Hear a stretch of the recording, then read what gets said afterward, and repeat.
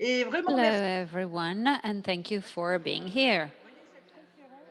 This conference that we're going to hold today was organized with the NGOs that have been fighting for several months and years, actually, on a typical agreement which is not in line with the current history nor the history of Europe as a whole.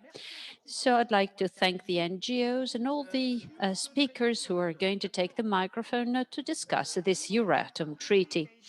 This treaty was signed in 1957 with 6 countries, and the content of which back then corresponded to a certain type of history. Now, if you look at the content of the various articles and clauses, that reflects the fact that source of energy was essential, and people thought that the technology was going to bring peace and well-being to mankind as a whole, and especially to Europeans. So what was funny about that treaty was that there was no time limit, no duration. The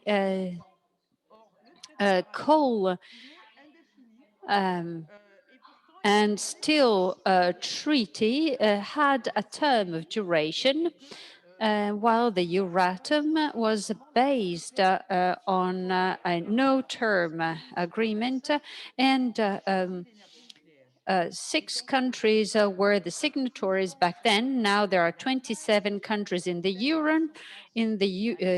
European Union, and now 13 countries have rejected atomic energy. And countries like Germany and Sweden and others now wanted to leave this sort of energy source. And so the same situation, it no longer exists in 2021. Still, the treaty has survived this despite all the nuclear accidents. Although back then people could not even fathom accidents like Chernobyl or Fukushima and others.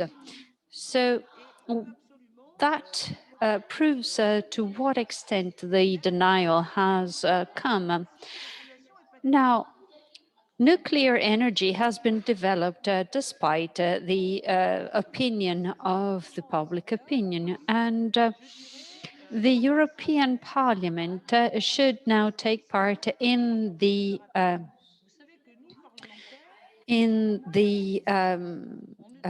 decisions made in light of this treaty. You know that we MEPs cannot make any decisions like CODs, and we cannot at all participate in the funding of connected with this treaty. It's like an area that lies outside Europe, where investments and decisions are made by the member states and not by the European Union. There have to be deals between countries like Austria, where nuclear energy has been banned, and for instance, France, which is becoming the leading country in that respect now that Great Britain has left the Union. And so there is a reliance also on nuclear energy, which is no longer a reliance on the nuclear energy of France, but of Russia. Now,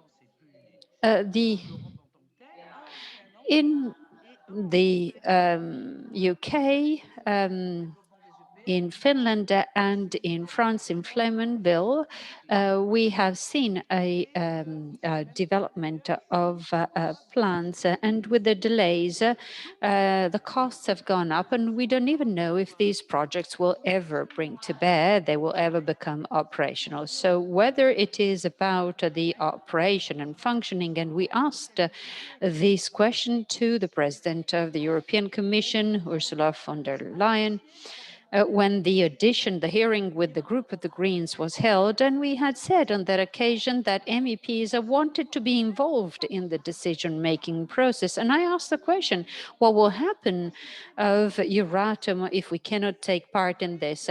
And she said to me, can you explain to me what the Euratom Treaty is all about? Well, that's what she said to me.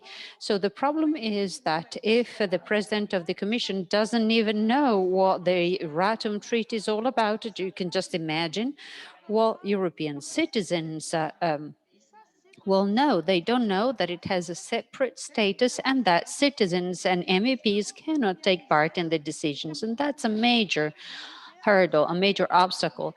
So this is very important. This conference is very important because we needed to tell people about this opaque, anti-democratic, non-transparent status of this treaty, which is endangering the population as a whole, and I'm talking about the global population. Now, their tactics has changed.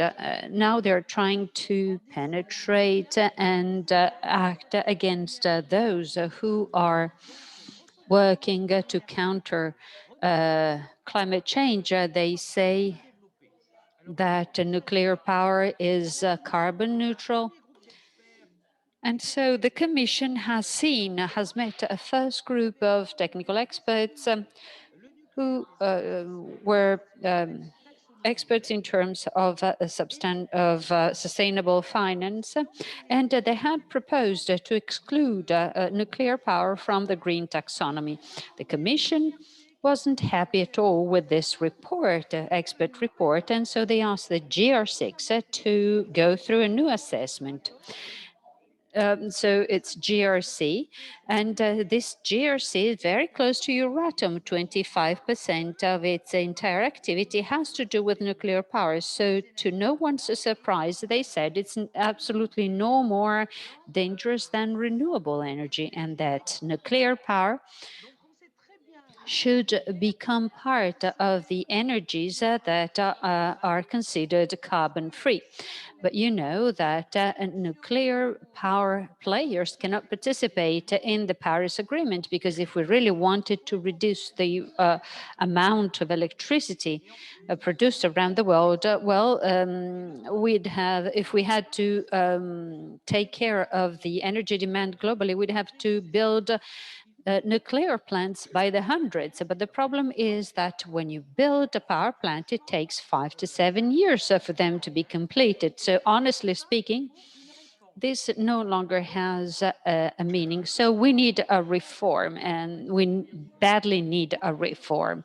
And several speakers today will take the floor to tell us how to get rid of this Euratom Treaty and what kind of reforms are needed to get beyond it. There's a lot of information that needed to be transferred to the general population. And I know that the NGOs will assist us in the process of informing. We needed to take stock of the situation together during this webinar to understand what kind of action we need to start.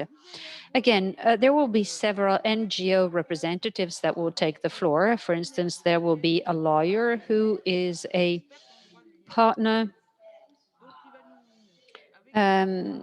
of experts in European law and people who we are working with already. And we are going to try to reform the Euratom Treaty. Then there will be a green MEP and or his assistant who is going to take part in the negotiations with the European partners. So this is going to be a conference on the future of Europe. We wanted to place this reform of the Euratom Treaty as the key pillar of the future of Europe. And there's a group of MEPs from different backgrounds that are thinking of the issue. Now, 2 days ago, the Commission that had been invited said that they will not be able to take part in the conference, saying that they are not up to date, they are not actually aware of what kind of reform this was. That was Actually, on the 9th of April 2019, a communication had been sent to us, and the solution that had been found back then was to create yet another group of experts to think of the kind of reform that would be needed. You see, this kind of industry, despite all the risks, is creating misinformation, and this is delaying decision-making, saying that they need yet another group of experts to think of that reform again and again and again. So I'm so happy we're all here together so that we can put pressure on the Commission as well as on the member states. Because if this situation is as it is because the member states are complicit in this. You see that France keeps pushing its nuclear program, which is not performing well at all. And also there will be a second webinar on the Hercule project. And that is absolutely terrible. This is not helping us make any progress. I think that France will look for an agreement with Eastern European countries or Germany concerning coal and fossil fuels. You see, the situation is complicated, and this is why this meeting today is so important. I will now leave the floor to Basile Hasse, who is part of Réaction en chaîne humaine, who asked to take the floor right now. So thank you very much.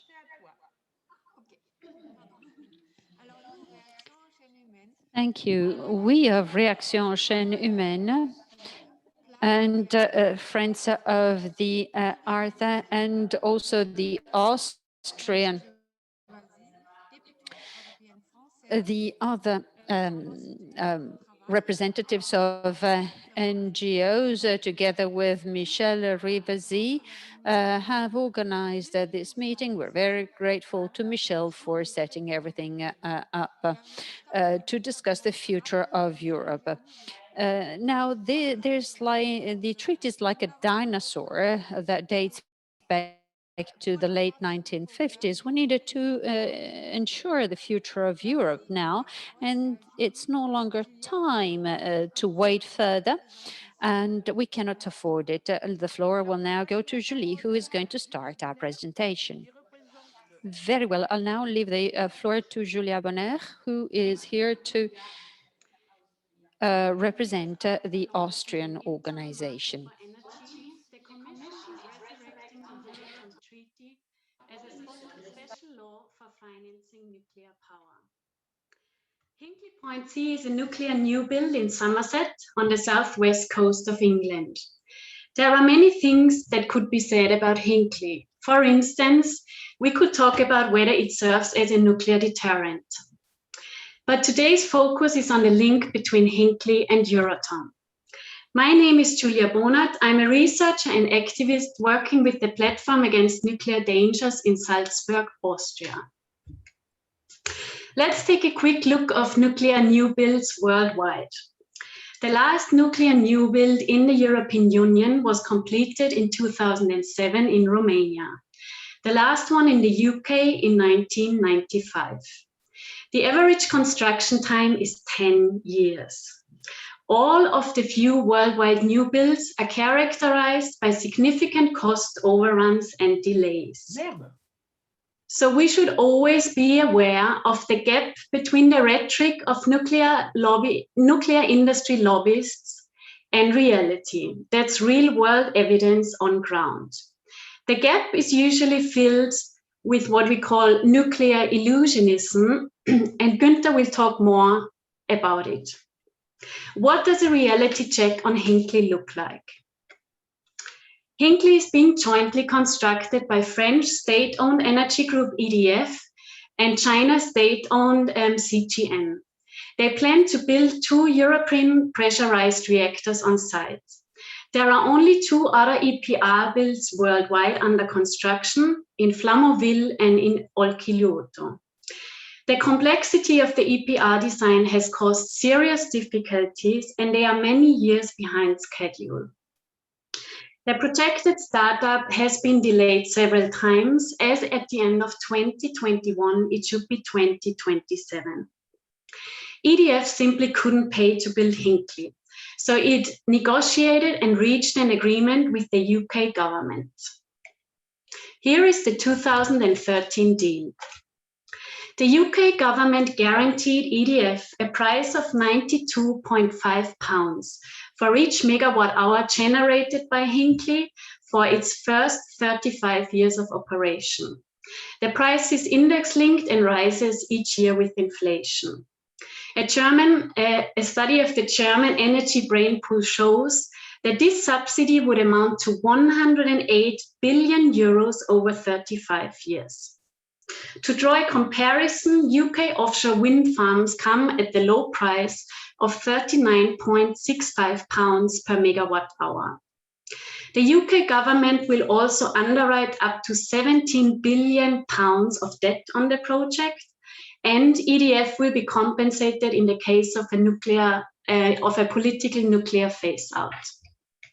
In return, EDF will bear all the construction risks, of course not the risks of nuclear accidents, including any cost overruns. So the deal provides EDF with a huge selective advantage on the market. This is why the European Commission needed to be notified, and this is why Austria lodged an appeal against the distortion of competition. Here is a short timeline. The European Commission approved the British state aid in 2014 as compatible with the internal market. The General Court dismissed an action for annulment by Austria against this decision in 2018. Austria appealed against the ruling, and the European Court of Justice finally dismissed Austria's appeal in 2020. The European Commission justified the admissibility of state aid basically on two grounds: a common interest in promoting the development of nuclear power, which is derived from the Eurotome Treaty, and a market failure when it comes to the financing of nuclear power plants. So state involvement is legitimate in such a case. The European Commission only considered the production of nuclear energy as the relevant economic sector under scrutiny. If the relevant economic sector is the whole European market of electricity production, we can't say it's the failure of a market. It's more the end of a technology that can't compete on a free market. The General Court emphasized that the promotion of nuclear energy as an objective of EU law must not be subordinated to other objectives of EU law, such as environmental protection. This position was amended slightly by the ECJ, but the outcome of the ruling remained the same. So the take-home message here is that Eurotome defines its own powerful legal system for the use of nuclear energy. Isn't it exclusive? And from a state aid point of view, the rules of the Treaty on the Functioning of the European Union apply in the nuclear sector only when Eurotome does not contain any more specific rules. Let me try to sum it up in my own words. Eurotome has existed since 1957. Since then, very little legislation has been enacted to regulate the atomic industry. They can be counted on one hand. This is real-world evidence. Well, you could say Eurotome intends to promote and not to regulate the industry, right? So ever since, Eurotome has also been a powerful financing instrument. What we see in the case of Hinkley is the resurrection of the Eurotome Treaty as primary law to justify acceptable state aid measures as defined in the Treaty on the Functioning of the European Union. The Hinkley case is complex and contested. It is as if there is a semi-permeable membrane protecting the internal market, or you could say Eurotome. Some elements were allowed in, while some others were kept out, and the ECJ failed to justify the different treatment of norms. So can we afford nuclear? Can we afford Eurotome that creates a special economic zone for a high-risk industry that can't deliver what it promises? Let us put this nail in perspective. It should make way for faster, cheaper, safer, and more democratic options. Thank you. If you would like to work with us, here is my email. I'm pleased to share that we are about to finalize our work on a Eurotome analysis, which will be sent to you as a follow-up. Thank you. I'll hand the word on to Christine. Merci Julia, merci de l'intervention. Thank you, Julia. Before leaving the floor to Christine, though, I'd like to leave the floor to Thomas Waitz, a colleague who works in the Greens EFA group, speaking on behalf of Austria. I think it's important for him to state his position, also in the light of what you've just said. So, Thomas, to you. Thank you very much. Thank you very much, Michèle, and thanks for this first report. Obviously, the Euratom Treaty that dates back last century must be abolished, must be revised, must be eliminated. In my opinion, it must be modified and become a treaty to empower renewable energies. As we've already seen on the basis of the projects we are developing at various stages, the nuclear industry, right from the beginning of the debate on climate, has seen new possibilities to impose itself.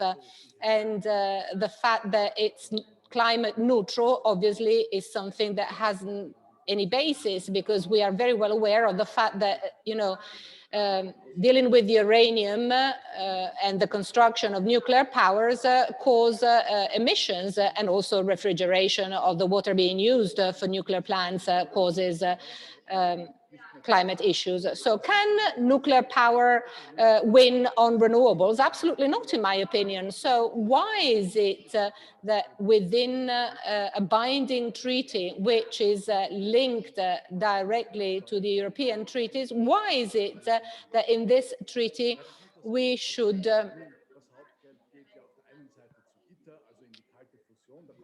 guarantee funds? As we've already said, part of this money goes for experimental reactors, ITERs, and another part of it to improve the safety of such reactors.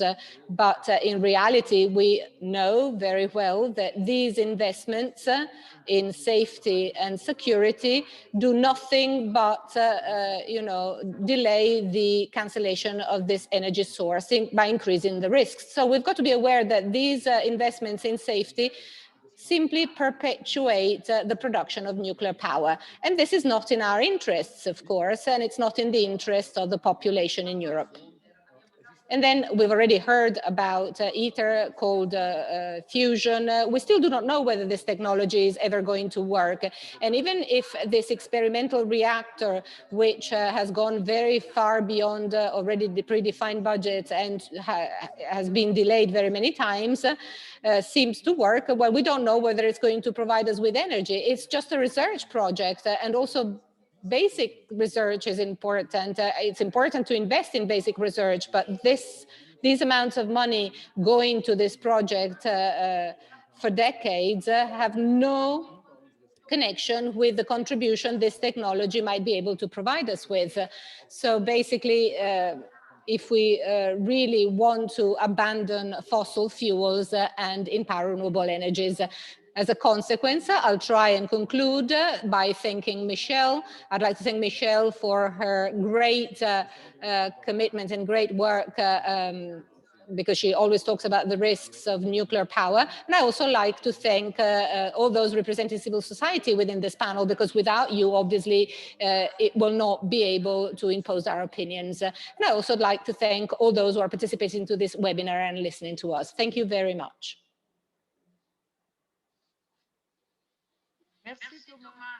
Thank you very much, Thomas.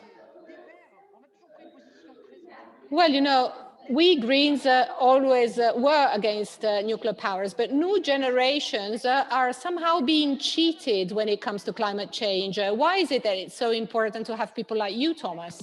Now we leave the floor to Christine Hasse, who represents Réaction, chaîne, humaine, a very dynamic organization in France. To you, Christine.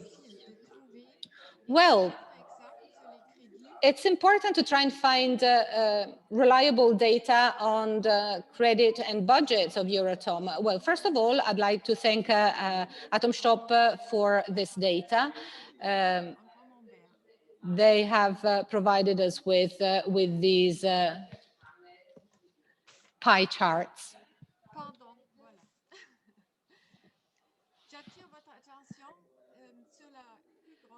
I'd like you to focus on the part dedicated to France, the yellow slice. You know that during the 70s, we had a strong development of power plants, of nuclear power plants in France, and for each nuclear power plant, huge investments were made, and despite this, there hasn't been any reimbursement of such credits. So these were just presents. The other countries which are not members of the EU asked for funds to finance investment projects for safety and efficiency of nuclear plants. A study by Lawrence demonstrates that these loans have been used to finance the construction of new power plants and certainly not to guarantee a higher level of safety. Romania, Bulgaria, and Ukraine received about 119 million euro between 1977 and 2009. So all in all, 1,124 million euro have been given to these three countries. From 77 to 2012, the EU for atomic energy gave out 90 funds for a total of 3.5 billion euro. So we've got to be aware of the fact that a Euratom loan is a sort of passport without which other financial institutions, such as the Bank for Development and Reconstruction, can intervene, so they cannot provide funds and or loans. This pie chart clearly illustrates how Euratom was essentially created for the production of electricity in Europe. And what you see here in light blue represents 4% of credit. 2% is dedicated to waste treatment. Currently, there is no adequate and or mature solution from the industrial viewpoint to solve the problem of radioactive wastes. Now, in the Eurotom budget for research and development up to 2018, we find 2.2 billion euro dedicated to fusion and fission and to direct actions, which are not very well defined. But let's go back in history for a moment. In compliance with Article 7 of the Euratom Treaty, the budget for ITER has been eliminated from the multi-year financial plan in 2014. It's been excluded from the budget. And why was that? Well, basically because the budget of ITER was so big, it was so large that it was separated from the Euratom one. And this increase in the budget was dedicated to the construction of ITER. This year in 2021, the EU member states have approved a postponement of another 5.6 billion for ITER. What does this mean? It means that 15 years after the decision of creating ITERs in 2006, costs have been multiplied by 3 and now have reached 20 billion euro.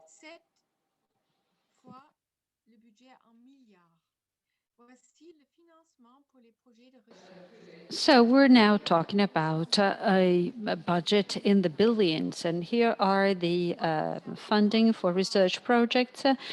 for 2020. What we observe is a big discrepancy in the funding allocations. When you measure the funding assigned to Eurotom and ITER, if you add them up together, you get 8.5 billion euros. Now, for food, agriculture, and rural development and bioeconomy, you only have 6 billion over a 6-year period. As you can see here, Germany adopted like an intermediate position. On the one hand, they decided to leave nuclear power, but on the other hand, they have made a decision to remain connected to Euratom in terms of research, and Günter is going to expand on this.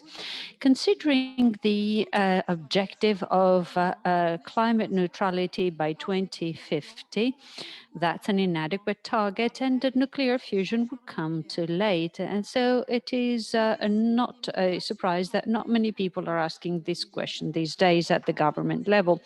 Many people are going forward, allocating big budgets in the billions, and they decided to allocate additional billions to research on nuclear fusion every 6 years, accepting that their decisions are already 6 years late. So this unilateral promotion of nuclear energy by Euratom should not continue as part of the new climate objectives set in Europe. So we need to stop this hemorrhage as soon as possible, and we need to progress towards other and more sustainable models without protecting industries that are languishing. The project that was presented yesterday by the French government cannot make progress, so we needed to stay vigilant, and we need to think of all the possible repercussions that this can involve. This concludes my talk. Thank you for listening so attentively. Thank you very much, Christine. It's very interesting to see how much money was allocated, how much money was given away. And anyway, I'd like to leave the floor now to Roland Desbordes, and I'm very, very happy to give him the floor. He is the former CRIIRAD president, created in 1986. He's going to tell us about the radio protection, and these are facts that were measured by experts and that are covering no conflict of interest. So the floor is yours.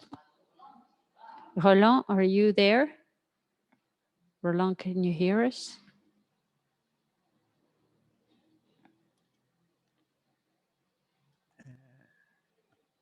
Ça y est.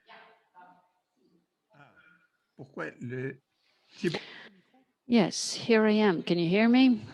Is my microphone working? Okay, very well. Ça y est. Et là, il veut plus. Ouais, je vais passer les diapos comme ça. Alors, évidemment... Okay, let me go through my presentation. Now, I am very, very happy to take part in this event on behalf of CRIIRAD. We felt somewhat lonely in France because we are an independent committee on radiation research created 35 years ago to fight against the misinformation provided by French authorities about the Chernobyl accident.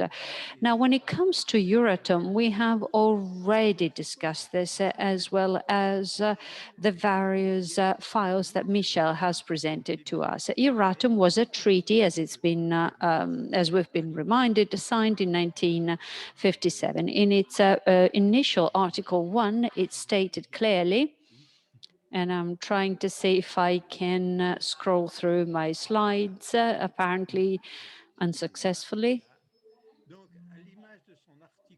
Okay. So here is Article 1. So this says that the treaty clearly is in favor of nuclear energy. And the Commission and others have all contributed to the development of nuclear energy. Now, Article 2 also lists all the prerogatives that are given to Euratom, Euratom being entrusted to develop research, set the security rules, and favor investment. Now, what we see clearly is that this all was done in order to favor the IAEA in a Europe that back then actually didn't exist. This was one of the initial treaties, and very few countries signed it. Things have changed in the meanwhile. So what we see as Michèle said a short while ago, this is an exception regime when it comes to its relevance to the European Union. The decisions made at Euratom are made by the heads of state, while the European Parliament only has a consultative role. The experts, as defined in Article 31 of the treaty, have a specific role. The experts do not correspond to the usual criteria that experts are asked to meet. Of course, we do know who they are, and we're often in agreement with them, but we do know nothing apart from their names, and yet this should be a very transparent aspect.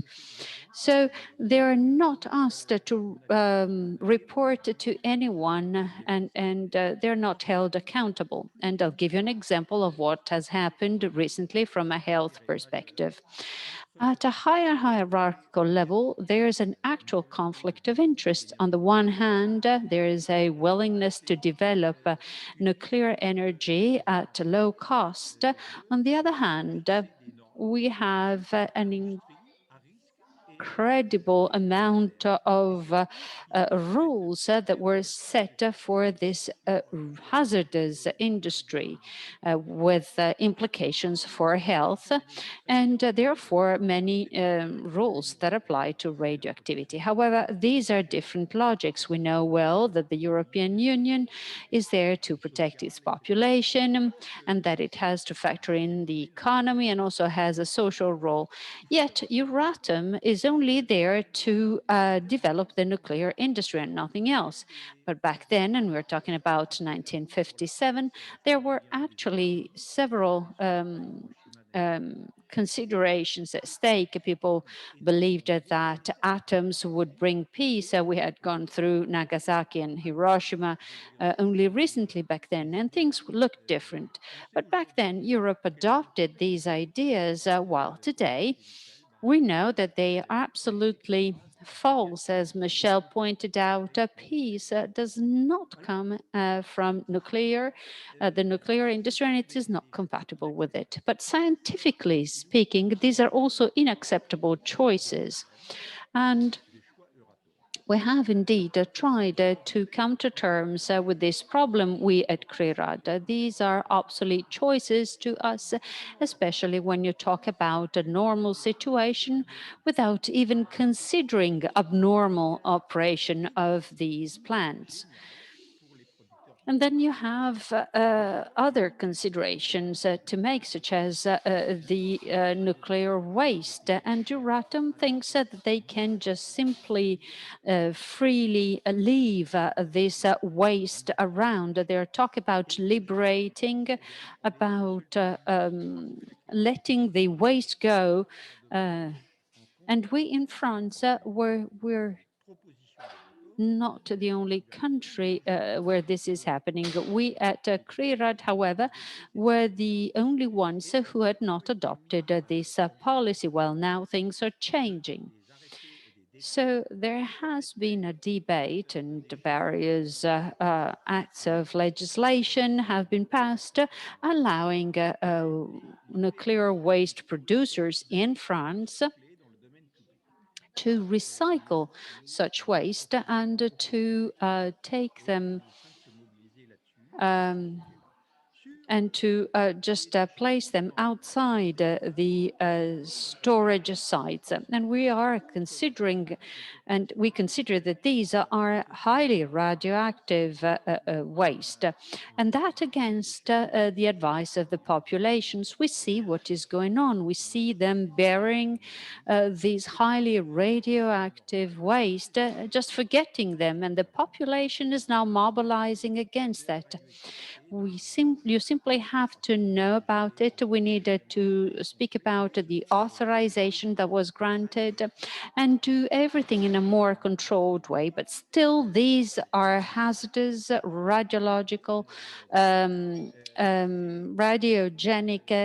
carcinogenic, hazardous waste. So this is really surreal, incredible.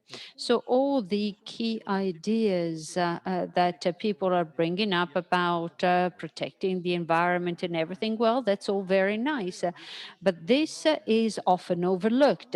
The nuclear aspect is often overlooked. And then also Euratom took an interest in the standards of radioactivity of tap water, of drinking grade water, because this does not have to do with Euratom, but because there's radioactivity involved, they have managed to get this file under their own control. And so the standards that were accepted for drinking water are Euratom standards, and they are not protective of the health of citizens. Therefore, let's now talk about other situations where you have, for instance, nuclear accidents. And there too, Euratom has taken care of everything, stating the levels of intervention below which nothing is done to protect the populations, and no measures will be taken in those cases below that threshold. So these are incredible measures, if you will. Those that applied for Chernobyl have been, they are now outdated. And so they will no longer apply, not even Fukushima's rule will apply, and citizens will not be protected unless the dose is much, much higher than the thresholds previously set. So if there are accidents, Euratom has also set rules that are applicable to foodstuffs in every country, because foods can circulate, as we know, from country to country. So here is a slide that I don't want to comment upon, but you see the figures, the readings, the thresholds are much higher than the recommendations that were in force for Chernobyl and Fukushima. 5 to 10 times more radioactivity will be tolerated in foodstuffs because the management of the nuclear accident must be more cost effective, so to speak. The cost must be much lower. And also, the indemnification of these accidents deserves a few words. Now, the insurance companies will not cover you for these accidents, and private insurances will not insure you for this risk.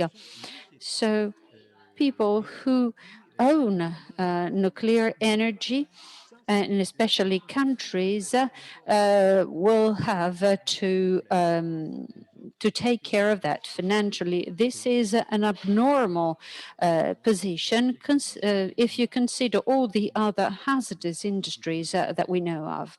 Now, in this situation, in our opinion, the only possible solution is to do away with Eurotom, and the rules needed to be set by our representatives in Europe from now on. Thanks a lot.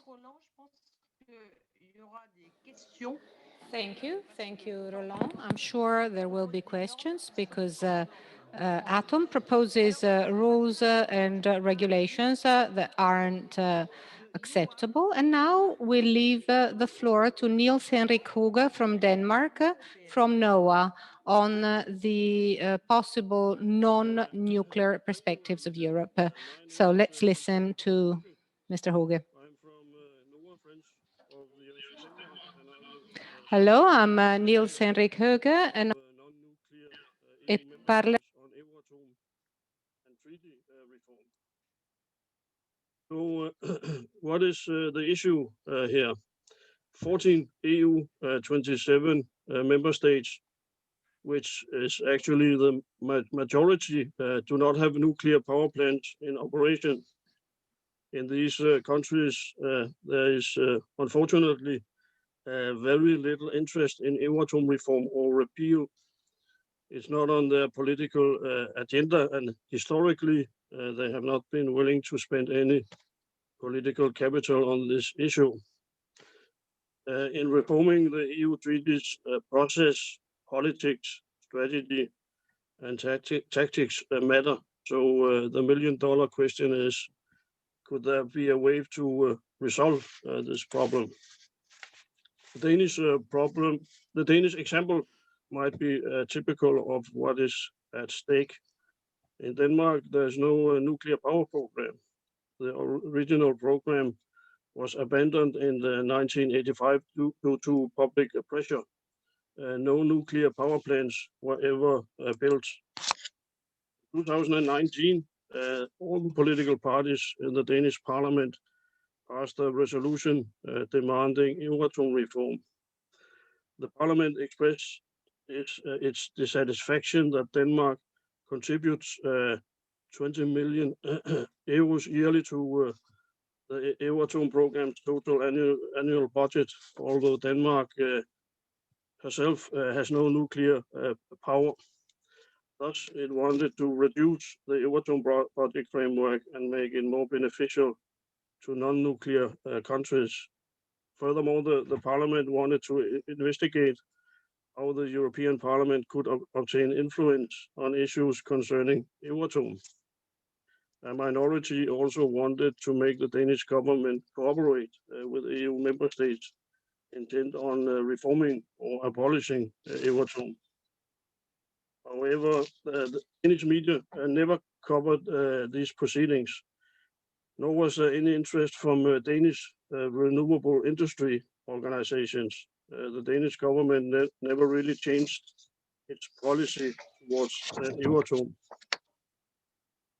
So based on, among others, the Danish example, one has to ask the question, what could trigger a real change in Denmark's and other non-nuclear EU member states' position on treaty reform in the energy field? What could in fact be a possible way forward? One solution that comes to mind would be to include all energy-related proposals for constitutional reform simultaneously in a revision procedure. The arguments for this proposal seem obvious. EU needs a new overriding vision in the energy field, which only a treaty on renewables, energy efficiency and energy saving can provide. There's also a substantial need for a stable framework for the long-term deployment of renewables. Also, in a negotiation situation, it would make sense to have as many sensible options on the table as possible in pursuing a green European energy transition. In non-nuclear member states, the focus is first and foremost on renewables, energy efficiency and energy saving. However, as of now, there's no guarantee that decommissioned nuclear power plants will be replaced by renewables. Instead, they could in fact be replaced by imports of fossil gas. So far, none of the measures proposed by the European Commission or adopted by the European Council are sufficient to reach the objectives of the Paris Agreement to limit global warming.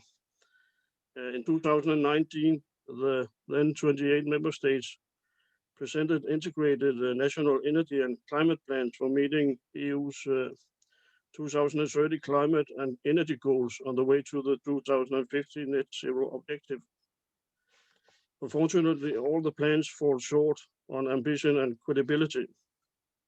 Even the highest scoring plans achieve only half the potential whereas the member states' average is less than a third because of inadequate targets and insufficient details on the policies and financing needed to move forward. According to the European Court of Auditors, the EU needs to take significant action to generate more electricity from wind and solar power to meet the targets on renewable energies. Since 2014, there has actually been a slowdown of the deployment of renewables. Court of Auditors calls on the Commission to urge member states to support further deployment and points out that the 2030 renewable targets may be difficult to achieve in the absence of binding national targets. To draw a conclusion, the Eurotome Treaty could be replaced by a treaty on renewable energies, energy efficiency and energy saving. An option could be the European Energy Transition Protocol proposed by the Austrian government back in 2016 or something similar. Perhaps it would also make sense to recapitulate the principal argument for any treaty on renewables in this presentation. It would be this: although the costs of renewables are decreasing, neither their own positive externalities nor the negative externalities of the competing energy sources are sufficiently priced in the energy markets, which is detrimental to the growth of renewables. Also, past support of nuclear power is already built into nuclear power's infrastructure. Thank you. And I'll pass the floor to Günter Hermeyer from Bürgerinitiative Untitled Lüchow-Dannenberg. Merci, Monsieur Hooge.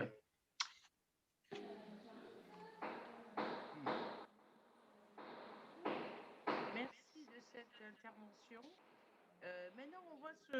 Thank you for your report. And now we should ask ourselves what Germany is going to do. Germany decided to leave nuclear, to close down all nuclear powers by 2022. So what is Germany doing? So we leave now the floor to Mr. Günter Hermeyer with the initiative from Germany. What's there for the nuclear policy in Germany? Thank you, Michèle. Thank you, everybody. Good afternoon to all of you. My name is Günter Hermeyer, and I work with BI Lüchow-Dannenberg and the campaign Don't Nuke the Climate. And I would like to give you a short overview on the situation in Germany concerning nuclear issues. The Fukushima disaster cleared the situation on nuclear in Germany, and Chancellor Merkel found straight words to end the nuclear age in Germany. At that time already, the installed ethics commission mentioned fundamentally risk and eternity burdens which have no ethical legitimation. Terminate the Eurotome Treaty towards a new regulatory framework was also an important point at that time. Within this contract of the German government parties, challenges of the future are mentioned. Main sentence: we do not want any EU subsidies for nuclear power plants.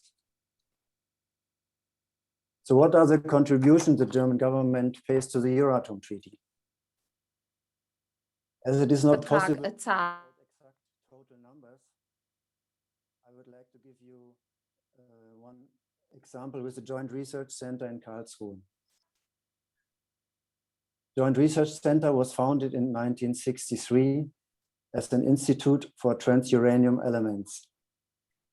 The Karlsruhe Institute of Technology North still represents a cluster of nuclear institutes partly sponsored by nuclear corporations. Under the guise of safety and waste disposal research, KIT North and the GRC are pushing ahead on a grand scale with the development of a so-called new generation of nuclear power plants, founded by the German Federal Minister of Research, and Euratom. Despite Germany's decision to phase out nuclear power in 2011, the GRC Karlsruhe employs around 470 people. Now in 2012 was the permission giving for a so-called Building M. And here we can find some exact numbers on the cost of only this part. It's 69.5 million for construction and about 2 million euro per year. Exactly this joint research center was mandated by the EU Commission to find out if nuclear could be a sustainable and fit into the system of green financing, which the European Union is trying to set up for the Green New Deal scenario. In this report, the GRC pursues a strategy of nuclear illusionism. Real-world problems, nuclear waste, are solved by referring to a hypothetical solution in the future, without knowing the outcome and if the technology will be ever developed, if it will ever work. And as expected, the GRC report is not scientifically independent. German government also missed the chance to push for renegotiating the Euratom Treaty during their presidency in 2020. Because of the situation that some European countries are pushing for nuclear as a solution to climate change, they believe that one could run the risk of a deterioration of the provisions.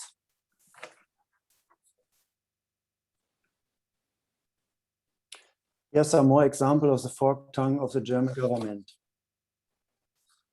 Instead of following the contract, Minister Altmaier pushes for nuclear hydrogen together with France. In the city of Gronau, we have the partly German-owned Urenco enrichment facility, which is also doing research on new reactor named uranium battery and next generation nuclear fuels. Also, they again illegally transport nuclear waste to Russia. Not far from Gronau in the city of Lingen, Advanced Nuclear Fuels is producing nuclear fuel for about 10% of nuclear power plant worldwide. Just on Fukushima Day, the Federal Cartel Office cleared a joint venture between Framatome and Rosatom. Looks like the German government wants to keep nuclear technology in the country to the full extent. In contrast to this, Minister of Environment and Nuclear Safety, Svenja Schulze, set up 12 points to complete the nuclear phase-out in Germany. Headlines: complete the German nuclear phase-out, close nuclear factories, promote final storage, accelerate the expansion of renewable energies, reduce nuclear risks in Europe and strengthen cooperation, enhance nuclear safety worldwide and maintain competence and inform appropriately. So as you can see, the situation between different ministries and even within political parties is totally mixed up, and the nuclear industry takes its chance to promote their technology as a solution to climate change, which we heavily oppose. Thank you.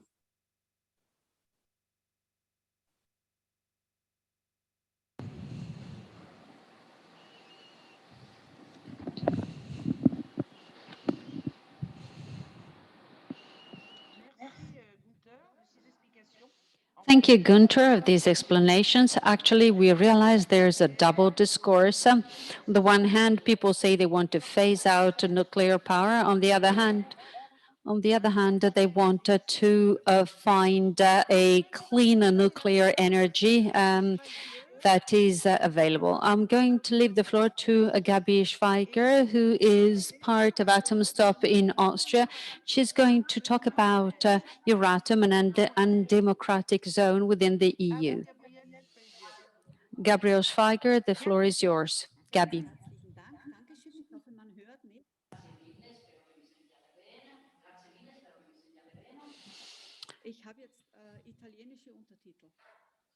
Okay, thank you very much. I hope you can hear me well. Now, I hear translation into Italian. Well, no, not Italian. Anyway, my name is Gabi Schweiger, and I'm part of atomstopp, Austria, and I would like to illustrate a critical aspect that we all share, which is the total lack of democracy when it comes to Eurotome, because the European community of atomic energy, of atom energy, was not, did not arise from the will of the people, but it was started by the nuclear lobbies.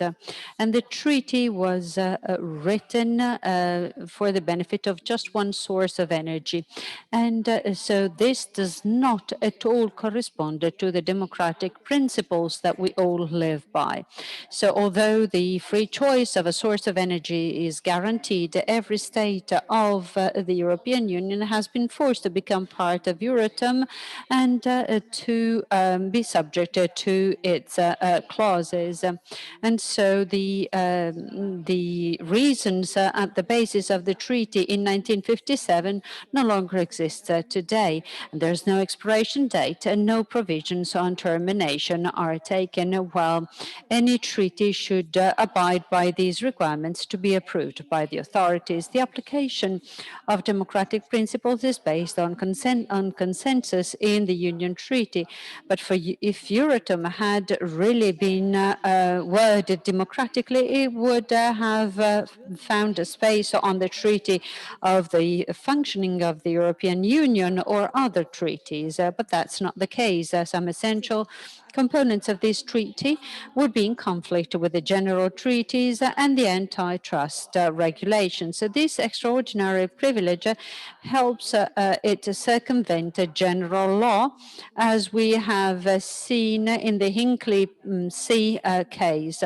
And the rules of democracy and free market are undermined, and the principle of do not significant harm is also threatened in the same way. The treaty does not regulate civil responsibility and accountability for people operating nuclear power plants, and this void inevitably promotes accountability schemes that are absolutely inconsistent and additionally schemes that are fully voluntary. We find the same, we encounter the same issues with safety standards. Safety standards are really minimum, and the assessment is left for the governments to take care of, which are generally very closely related to the operators of the plants. That is not in line with the European Union principles, and various attempts on the part of Austria and other states to find out the budgets of Eurotome and of its financial statements have miserably failed, and the money flows are different and unclear, and there is no ledger that would make it possible to trace them in a transparent fashion. No regular financial and economic assessments have been taken place, and comparative measurements would have proved long ago that nuclear power is disastrous from a financial perspective. And we, the people, can only appeal to you, to our representatives who were democratically elected to the European Parliament, although you have no decision-making competence when it comes to nuclear power.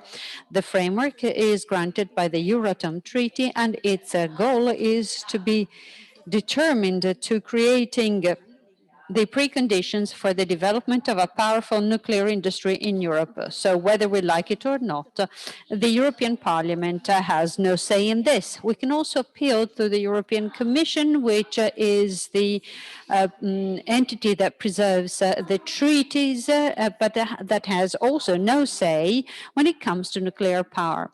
The unique status of Eurotome rules out any participation on the part of citizens, clearly. material. Enough, therefore, nuclear energy in the course of the decades has caused huge problems that absolutely need to be solved, and the time has come to do so. And it's even more important that these tasks be taken care of democratically. And most importantly, we need clear commitments vis-a-vis nuclear energy and its use, which no longer should be defined as a common interest within the EU. We count on the fact that the Conference on the Future of Europe will take the opportunity to get rid of Eurotome and therefore pave the way to accessible renewable energy sources and safe ones. This is what President von der Leyen said. Okay, let's take her word for it. And she said that she is open to treaty change. We count on the European Parliament to be our strong ally and to use all the possibilities within your reach for this purpose. Thank you very much for listening.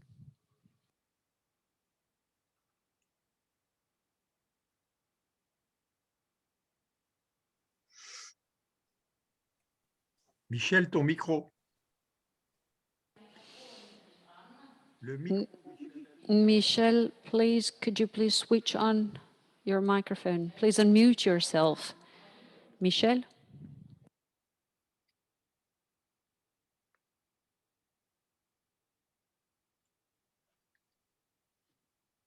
Excusez-moi. Oui, merci pour cette intervention. Oh, yes, excuse me. Thank you very much for what you said. Well, it is true that you need to count on us, but the problem is that, nuclear power has allies in political parties. And this being a very technical field, there are many MEPs, whether national or European ones, that are in line with their political party's general view. And I see this in France, whether it's the Republicans or even the Socialist Party, or even the Communist Party for that matter, which historically has been closely associated in the development of civil nuclear power. Well, these people are going to all vote in favor of nuclear power development. So we do have a problem with information, and then you have to stay away from the perspective of political parties because you know, they tend to vote alike, and we see that also in Europe. So this is pretty problematic. So we are ready for the Q&A. So if people want to ask questions to the various NGO representatives, please feel free to do so.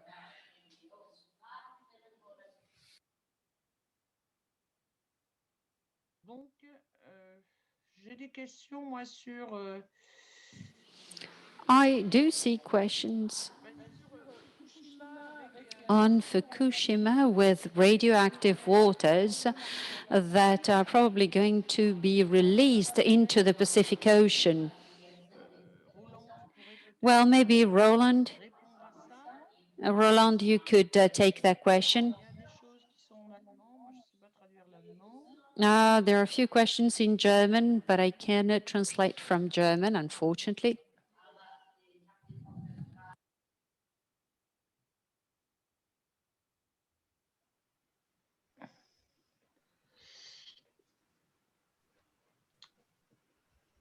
Vas-y, Roland, tu peux répondre à la question sur les...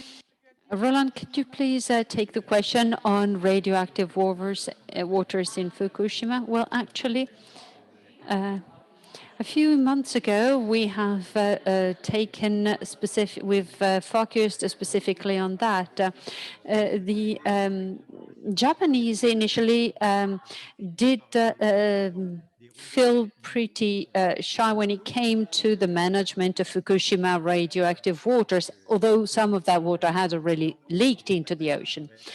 Now, the water that is pumped directly into the soil in the reactor building and that were anyway in the reactor building, well, the Japanese have made a decision to create tanks of 1,000 cubic meters, then they have built 1,000 approximately by now to store this radioactive water. The Japanese now say we've treated this water. Well, it is true that they have eliminated a few radioactive elements from those waters, but radioactive hydrogen and other ions cannot be eliminated from the waters. And so the question is, what are they going to do with these waters? Because thinking of a new tank every single month, well, there's no more room to build more tanks.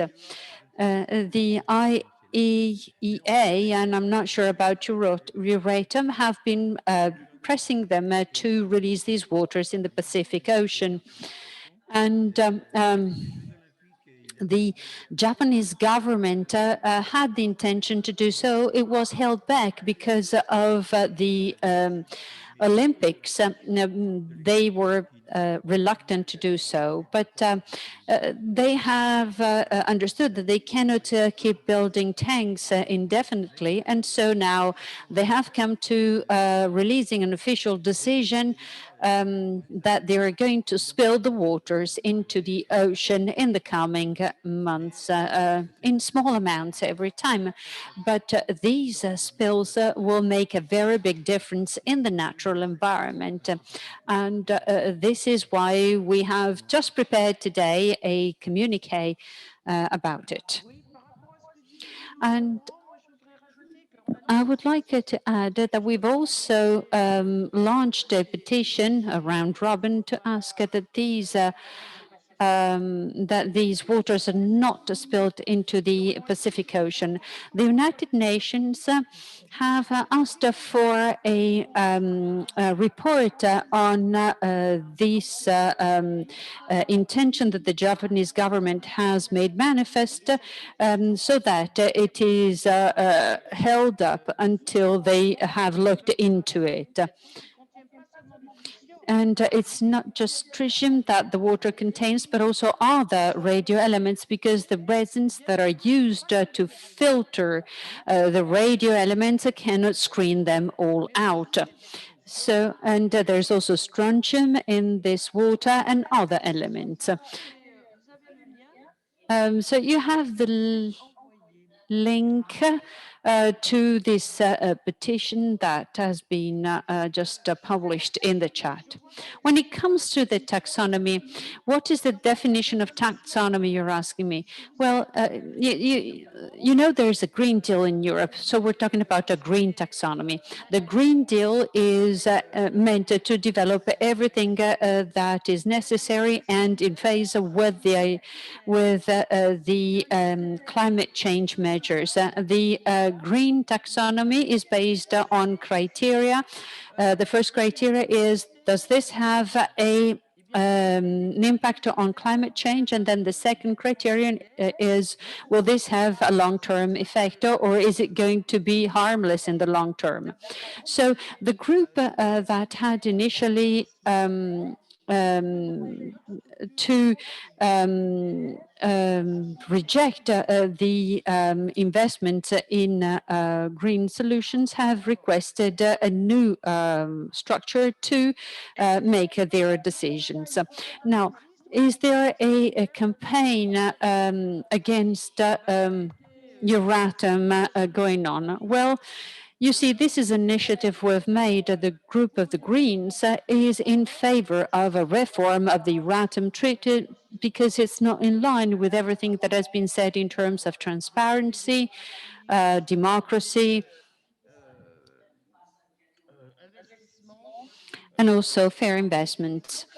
But what is very surprising in this case is how countries that have not opted for nuclear power or that want to phase it out, and we've seen it already, why they don't weigh in importantly in order to redirect the reform of the Euratom Treaty.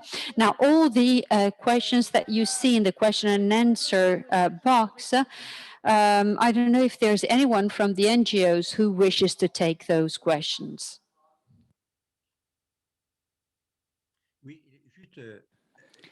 Yes. Just a remark that was made by somebody who knows Japan very well. These are friends of ours. I mean, the decision has been announced by the Japanese government as for the spilling of Fukushima's waters, but this will not take place immediately. So we still have hope, possibly with the petition Michèle talked about, there will be, you know, some action from citizens, and maybe we will get to something different, to a different solution, so that this will be avoided altogether. At least this is our hope. And I'd like to tell you an anecdote. There are some Japanese MPs who came to our parliament, and I saw they were present, and I took the opportunity to ask them a few questions. There were MPs responsible for different associations and parties, and I said, what's the position of Japanese MPs?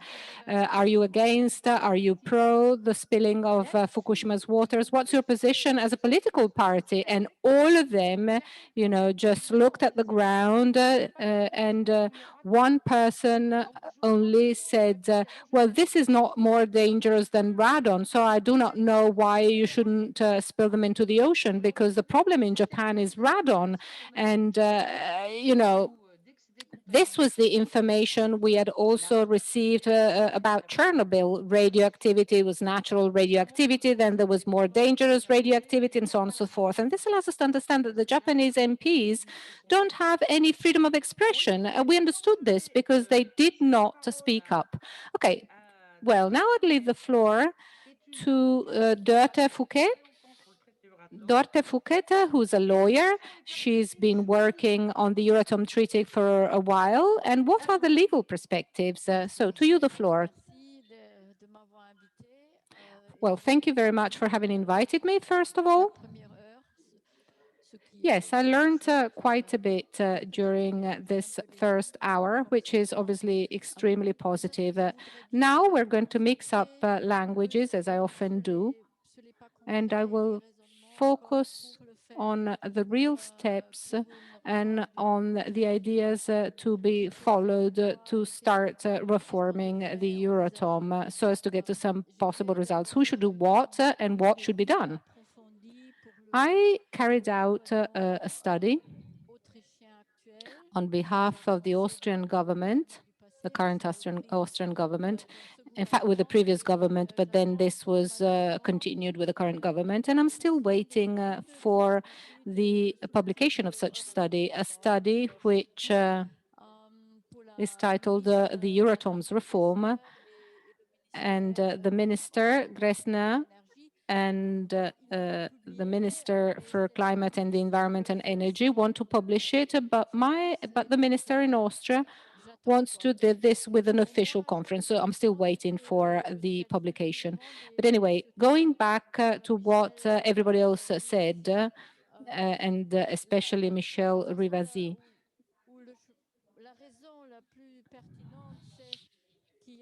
the most important, the most relevant topic is the following. There are two things that need to be eliminated in Euratome's treaty. Well, first of all, the lack of democracy, the democratic deficit, and those articles that in fact promote and recommend nuclear power. And instead, Euratom should include more liability on the side of participants to such a treaty, and also civil responsibility for possible damage. And there, a lot still needs to be done.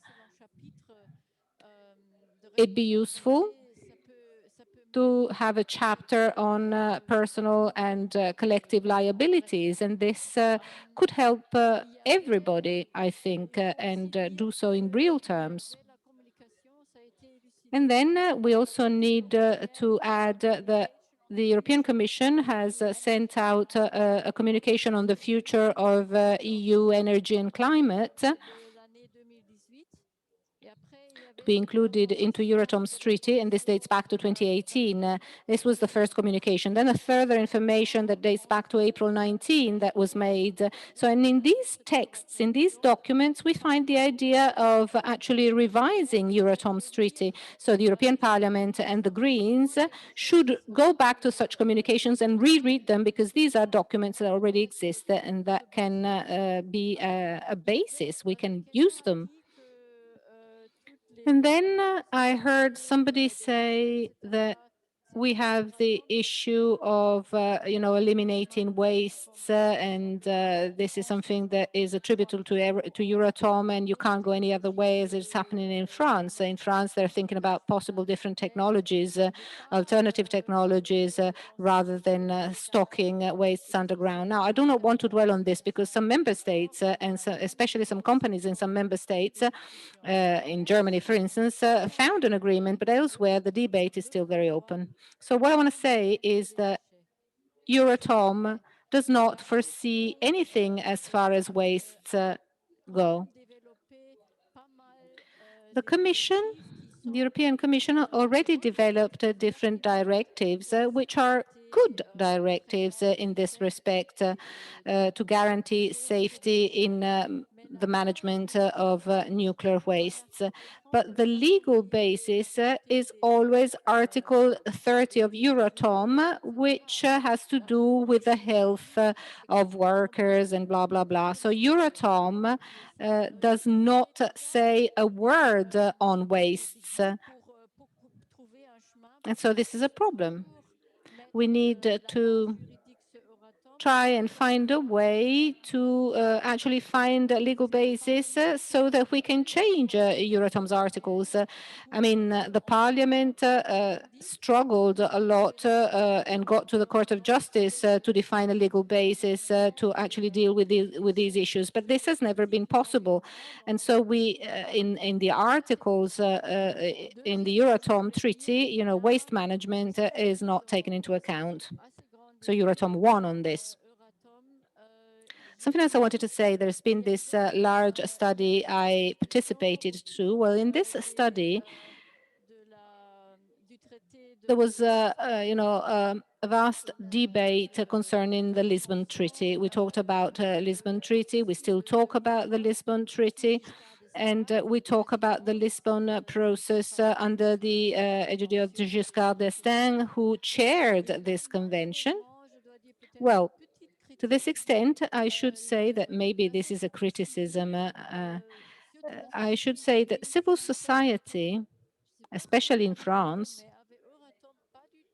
I don't know what happened, but didn't do anything, as far as Eurotom goes. I mean, we didn't hear the voice of France in this debate about Eurotom. And Giscard d'Estaing did everything possible to leave Euratom unchanged. The Austrians on their side instead, or the Germans too, had fought during this debate to go against Eurotom. And if I'm not mistaken, the Nice decision many years ago again moved in favor of Eurotom. So it'd be very important to know who said what at that time, what topics had been discussed, because many of the topics discussed at that time could be reused for the current debate. And unfortunately, I don't really have time to dwell on the details, but sometimes there are specific topics that should be taken into account, because at that time, for instance, some said that very many of Euratom's articles could be eliminated, for example, because there was already something similar or even better in our European treaty. So there are things that we have to go back to, because some things must be maintained, other articles should be eliminated, and then the European Parliament, I know that during that Lisbon Convention asked to envisage a clause, a specific clause called sunset clause to define an expiry date, a threshold for the phase-out period. And this, again, is something absolutely necessary at this point in time. Then we can also say something about how we might change or review the treaty. And to this, in Article 48 of the Treaty of the European Union, there are some reform procedures, ordinary revision procedure, again in Article 48, then there are simplified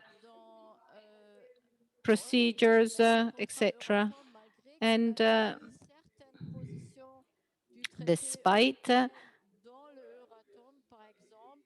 some of these have been included into the Euratom treaty, concerning, for example, the phasing out from the nuclear. The Euratom treaty instead does not include anything like this. So Article 48 of the European Union Treaty has not been included into the Euratom Treaty, and they could have done it. I mean, they didn't do it, and they simply refer to other articles. So basically, the Euratom Treaty cannot be changed within with a simplified procedure, if not by reaching absolute majority.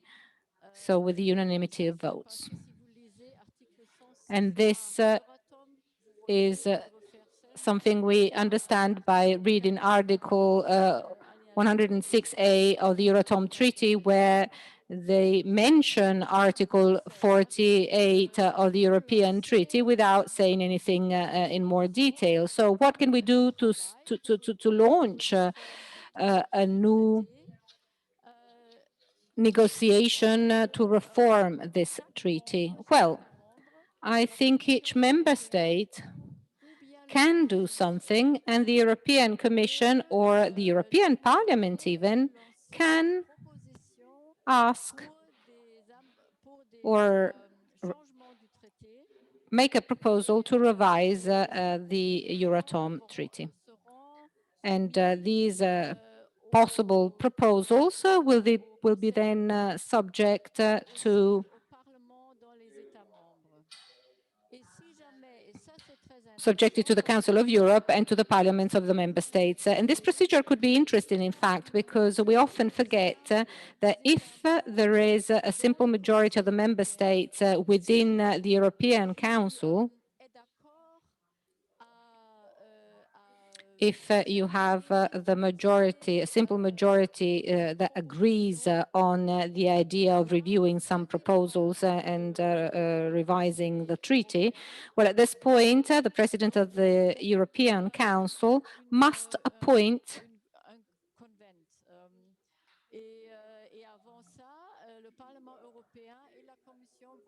a person responsible for that, and then organize a debate. And so obviously everybody needs to be listened, all the member states need to be listened. And so the promoters who would be part of this committee would then represent national parliaments and national heads of states. So together with the representatives of the European Parliament and the European Commission, we would also have the inclusion of national politicians. And this convention should discuss possible proposals. And after that, obviously, some of these proposals could be selected and could then become undergo consensus analysis. So all this information would then have to be sent to the conference of the representatives of the different governments of the member states, who in turn would have to work on such recommendations, on such possible solutions. But clearly, in the end, all member states must agree on the conclusions.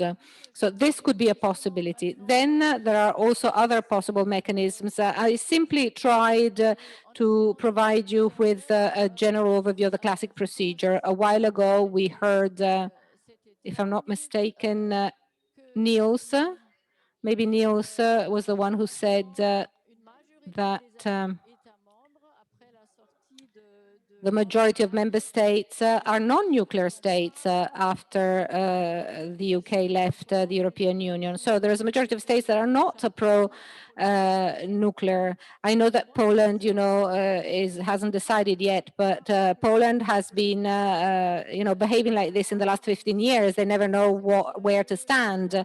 They always have this nuclear project in their drawers, and sometimes they take it out, sometimes they don't. They obviously want support from France for their domestic policy. But I'm positive on the idea that we might still have a simple majority to start this process I was referring to. So this is basically what I wanted to say. And not to dwell too long on this, I'd simply add the following. Something has changed a lot in Europe, and this something is connected to decisions coming from the European Court of Justice. About Hinkley Point, the nuclear power plant in the UK. And this has clearly demonstrated that Eurotom needs a revision because the Court of Justice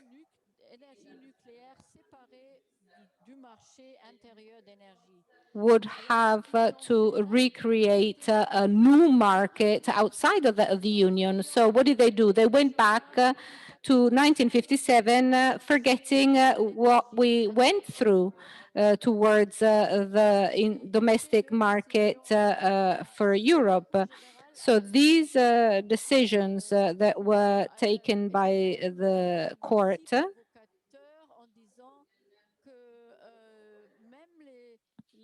were provocative because they stated that articles that have to do with the environment and that are part of the European Union Treaty should not be applied to Euratom because Euratom is something different, is something totally disconnected from the European Treaty. And the court said, no, this is also true for Euratom. And this means that basically people see things differently depending on where they stand. And this demonstrates how Euratom needs a revision because this has an impact on our civil and legal life. Maybe our Austrian colleagues could kindly put some pressure for this study to be published. Thank you very much. Merci. Thank you. Thank you, Dörte. I would like to say that it's not easy because we have two alternatives. Either we reform the Euratom Treaty so that it is a lot more democratic than it currently is, and we include certain criteria that, as you suggested, could be modified. Or we can say that any energy, whether nuclear or fossil, is part of the European Treaty. There's no reason why nuclear power should have a different status. You're right. It is not admissible that the Euratom Treaty is specifically on nuclear and has a separate status. Why should it be so? I think it has the democracy and the the general functioning of the European process with expert committees that work with the parliament. I think we should really fight so that they integrate the European treaties. I'm sorry, I'm sort of contradicting you, because if we accept the reform, is that we accept this this special status on the part of nuclear power. Now, if I may be allowed to say something else, because what you're saying is very important, Michèle. There are two arguments that come into play that are very pragmatic.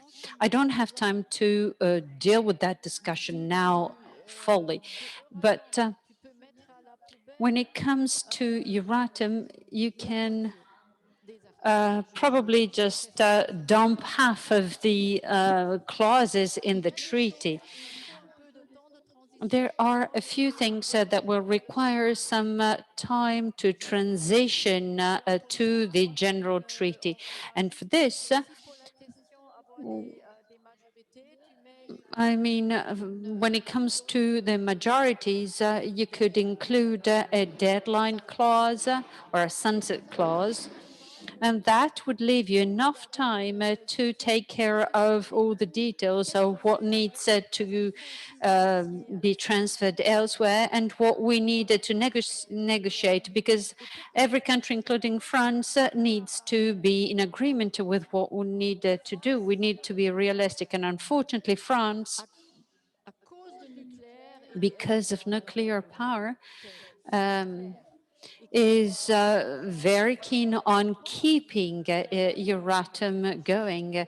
And also they have an issue with the waste, with the nuclear waste. So it's an opportunity to stay open if France accepts that Euratom is limited, is set to limit, and if most things can be given a deadline, well, then we can get to some solution. Now, think of what we did for the steel agreement and treaty.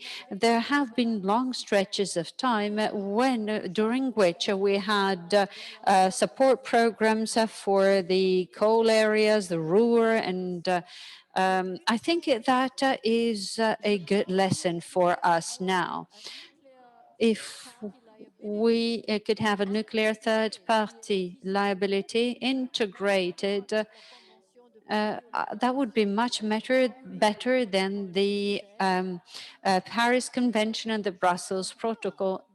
If we could add something to this treaty, I think, well, probably people know that this is going to cost them a lot, but they might be even tempted to say yes to closing Euratom within 10 years to phase it out. And something that I no longer say is that we should replace the Euratom Treaty with a renewable energy treaty. I used to say so 20 years ago, no longer now. If we hadn't had the favorable schemes for Euratom and fossil fuels for many years now, the renewables would have been the source of energy. So it's already mainstream. So why creating a treaty if the renewables already are the sources that are making most progress in the energy market? There's no reason for that. And that concludes my intervention. Now, before we go back to the QA, I'd like to leave the floor to Christian Becker, who is Daniel Freund's assistant, a Green MEP, who is in charge of the negotiations on the European Parliament resolution on the future of Europe, the convention, the Conference on the Future of Europe. Why have there been negotiations about the future of Euratom? Thank you for this invitation. I'd like to resume where Dörte just left off. How can this conference on the future of Europe help to change the Euratom Treaty? You have outlined there is a procedure where at least no unanimity, but only a majority is needed to start the procedure. if treaty change is at all topic in this conference on the future of Europe was one of the major issues of fight, of contention in the start. And I think at least it's not ruled out. The conference itself cannot start the procedures, but it can give momentum. It's therefore the best chance to create such momentum in quite a number of years since the last time we changed something about the treaties. The joint declaration between the three main EU institutions does not exclude treaty change as a topic for recommendations. The joint declaration speaks a bit about where more EU action could help citizens' demands. So probably democratizing Euratom might be easier than to just abolish the treaty. How's the process of this conference looking like? Basically, the work has just started in the governing body, the executive board of this conference, where Daniel is the green representative. The 19th of April, so already next week, is the online platform supposed to start. That is where all of us here can input ideas, and not only input own ideas, but also can endorse ideas of others and can comment negatively, positively, neutrally on existing ideas in the platform. On 9th of May, there's supposed to be a launch event that is still a bit pending the internal rules to be decided on Thursday next week, and how the pandemic situation looks for like a physical or hybrid meeting in Strasbourg and online. The French presidency, it's again the French, Macron, they insisted to have political conclusions drawn from this conference in spring 2022, spring next year, just before the French presidential elections. The idea is that hopefully these will be preliminary conclusions, so that like when political aims are set, then like we have more time to decide how to implement that. Who is gonna decide in this conference?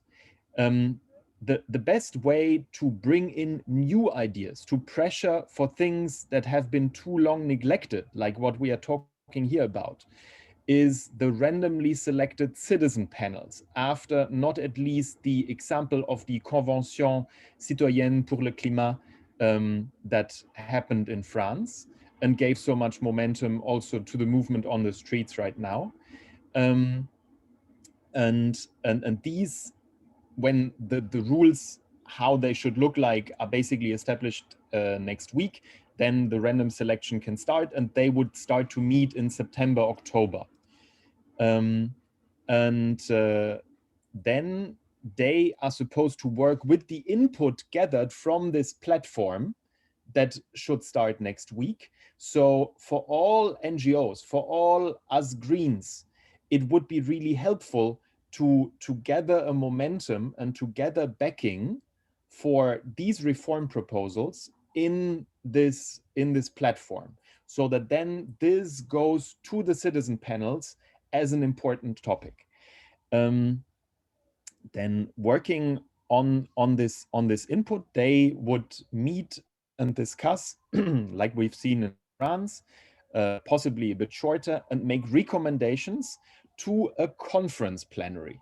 This conference plenary is basically those people from those institutions that, according to EU treaties Article 48, are supposed to change the treaties. So we have the members of the European Parliament, we have members of the national parliaments that would usually ratify any changes. We have representatives of the governments and of the Commission.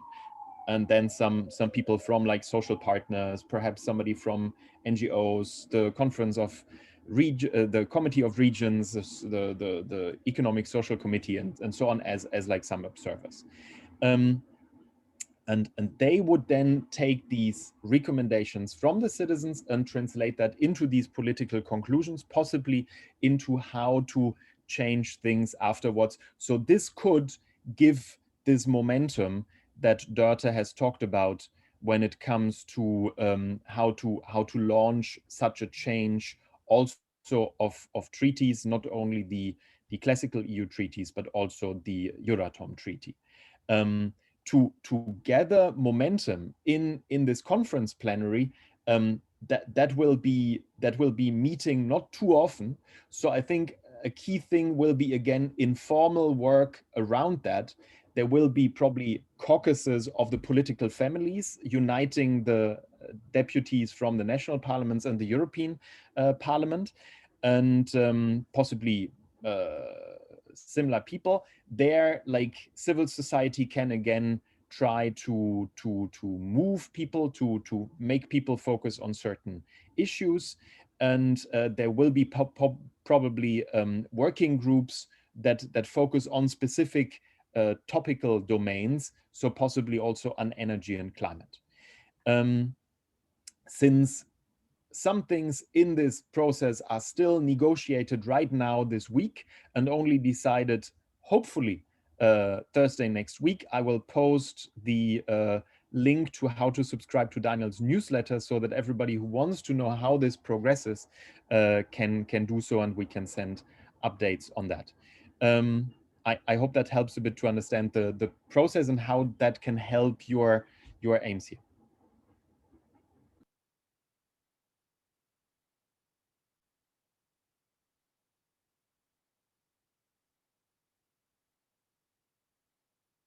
Merci Christian. Au moins tu nous offres une possibilité. Thanks a lot. At least you are offering us an opportunity to take action and put some pressure so that this Euratom treaty will become part of the agenda of the future of Europe. We don't have much time in our hands. I'd like to ask a couple of questions. I know that Julian, you raised your hand, so you have the floor, Julia. Okay, thank you. Just to make something straight for the record, because, oh, sorry, I may have turned the translations. Okay, so Mr. Beck and Dörte Fouquet have mentioned reforms to the Euratom Treaty. And I think I can speak on behalf of all the NGOs participating. We demand an uncompromising end of the Euratom Treaty. I totally agree with you, Michèle. And we are fearing what we are seeing, like the Commission issued a communication in 2019 saying that the ordinary legislative procedures should be extended onto Eurotom. And, you know, we are fearing that adding a little democracy to Eurotom, from our point of view, it doesn't suffice at all. So the options we have concerning Eurotom is first the termination of the Euratom Treaty, which would be a unilateral step. It's free for each member state. Then second, we have the dissolution of the Euratom Treaty. And for instance, the relevant provisions could be transferred to the other Eurotom, to the other European Union treaties. Or, for instance, we've devised a treaty switch in cooperation with a professor of international law. That was a cooperation between PLAGE and NOAA to make a treaty switch from Eurotom to a treaty for renewables, energy efficiency, and energy savings. So it's a legal draft. I'm pleased to share it with any one of you who wants it. And the third option is a reform of the Euratom Treaty. And I want to stress here that it needs, Dörte talked about some pragmatism, and adding a little democracy to a contract that privileges a high-risk industry. And sorry to say, it's a niche product. Atomic energy is a niche product on the international market and also on the Eurotome market. There is no justification whatsoever in the 21st century to privilege a high-risk niche product and give it as the status of primary law within the European Union. We have to understand the Euratom Treaty is here as primary law. It has been signed in 1957 alongside with the treaty of the establishing the European Commission Community, European Economic Community. So since then, here is Eurotom. We are in the year 1957. The European Union has evolved. You know, there have been so many reforms. We are thinking of Maastricht, of Amsterdam, of Nice, of Lisbon. So we have here the main two treaties defining European politics, and here we have Eurotom. But what we see constantly is the resurrection of the Eurotom Treaty as primary law to, for instance, to sponsor nuclear research. It has been such a powerful instrument since 1957 for financing the nuclear industry and for keeping it alive. Second, it grants the nuclear industry the status as a primary law. And as Roland has pointed out, the logic of the European Union, which has evolved over time since over 64 years, and the one of the Euratom Treaty are so, they are contradicting each other. The European Union doesn't go hand in hand with the Euratom Treaty. We have to understand that. So a reform, if we maintain the status quo of Eurotom as primary law, nowadays in the 21st century, come on, it's such a scandal. Sorry, I'm really getting emotional about it because I can't understand that the nuclear industry enjoys such a privilege, is like is granted a special economic zone. Only the atomic industry. And we have all the European Union. I mean, sorry, there are more relevant industries. And the risks of the nuclear industry are uniquely grave.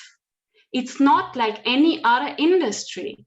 And renewables outperform nuclear in all aspects. So what are we talking about? What are we talking about? Thank you.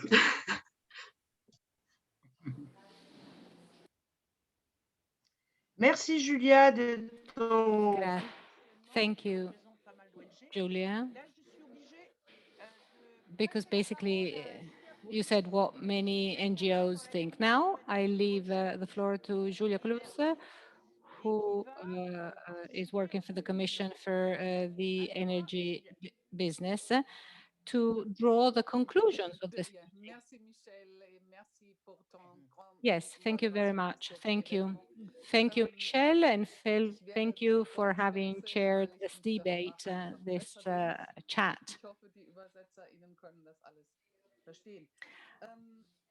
I hope the interpreters will be able to follow me.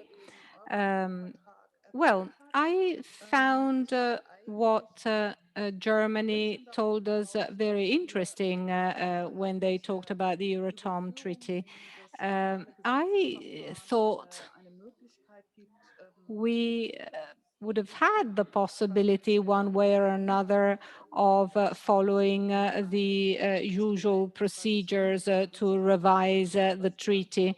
I thought it was possible to change the Euratom Treaty into something that could allow us to improve safety, for example, and that could also allow us to better clarify how, say, wastes, radioactive waste should be stocked so as to improve the safety of European citizens. And I think all NGOs that are present here today agree on the fact that basically nuclear energy is all in all better than the times of dinosaurs, because dinosaurs are extinct. And if we instead put radioactive wastes underground, in the end, we will never get 3 of them. So what we can find, and certainly Thomas, Eleonora, and Michèle will agree with me, as they often speak with national MPs and European MPs. Well, I think that basically the nuclear business, the nuclear industry, is based on myths more than reality. And when it comes to renewables, you know, people say, you know, solar power is not something you can exploit on a constant basis. And what can we do, you know, with climate change if, say, water resources dwindle because there won't be water for reactors. But you know, also those fears a country might have because we might be left without electricity because the wind is not always there or the sun is not always there, are, you know, silly arguments that can be re-included in our discussion when it comes to energy. Because we should try to reach a high level of resilience, a higher level of safety, much more so than what we might achieve with nuclear power. And this is what we should talk about, really. This is a narrative we should bring about because we absolutely do not want to continue with nuclear power. We must state that renewables are cheaper, that they can guarantee energy also in periods of crisis, and much more so than what a nuclear reactor might do. Because a nuclear reactor needs uranium, you know, and huge quantities of water. In the edition of the Commission on the Industry, Mark Jacobs from Stanford University, a professor from Stanford University, has presented his study. And I must say he was very, very fast in doing so. But basically what he said was that the supply of renewable energies, of clean renewable energies, and this means excluding obviously biomass, is something possible in Europe by 2040. And with this, we could even save money. So I think this is a narrative we should put forth at last to eliminate this issue of nuclear energy.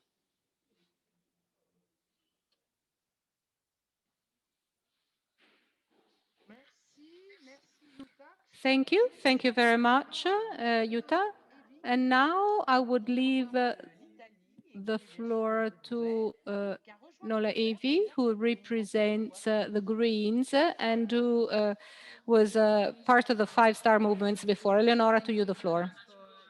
Sì, grazie. I managed to listen just the second half of it because I was in the petition committee, but I assume that the first group of intervention was equally insightful as the second one.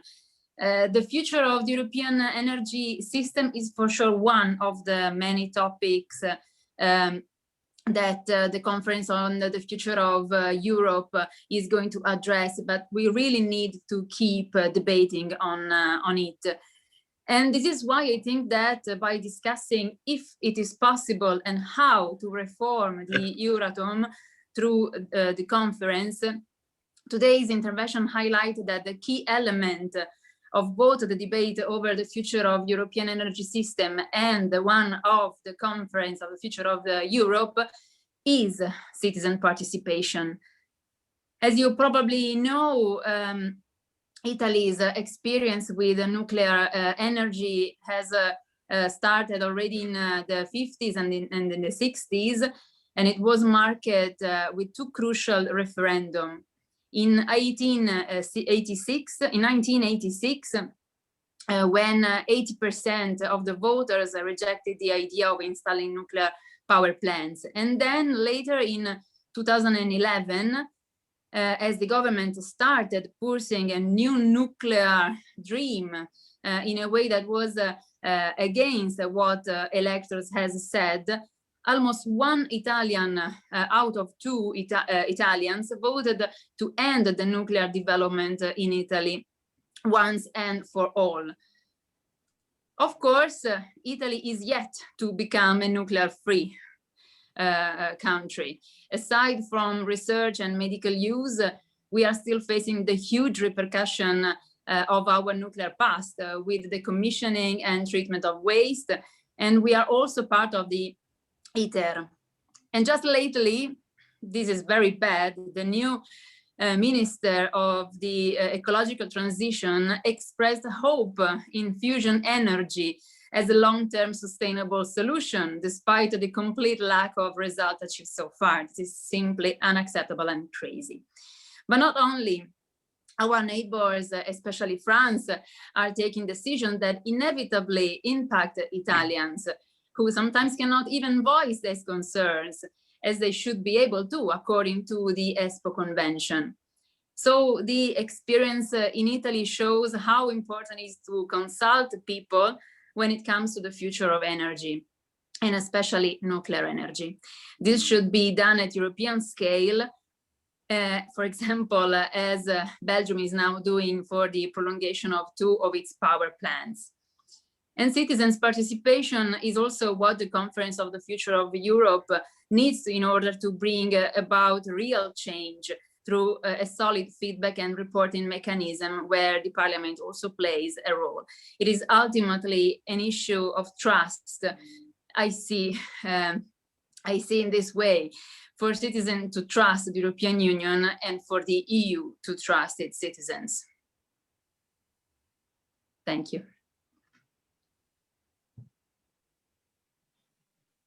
Merci, Eleonore. Thank you very much. Eleonora?